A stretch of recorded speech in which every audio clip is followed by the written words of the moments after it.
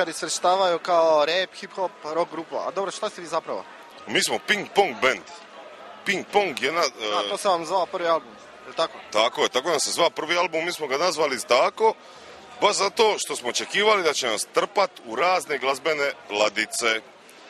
I naša ideja je bila da ukinemo to svrstavanje odmah u startu i nazovemo svoj stil ping-pong. Dakle, mi smo za sad još uvijek jedini ping-pong band na svijetu.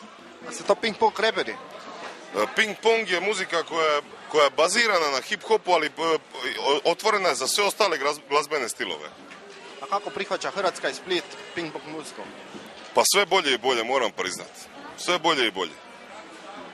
Obzirom da smo mi vrlo uporni, dugo godina postojimo, prvo hip-hop je bilo nešto čudno i strano svima skupa, ali mi smo znali da imamo najbolji materijal što se tiče hip-hopa, pa smo s time nastavili fura tu priču, ali naši su se glazbeni afiniteti proširili s godinama, tako da nismo mogli reći da je to striktno hip-hop.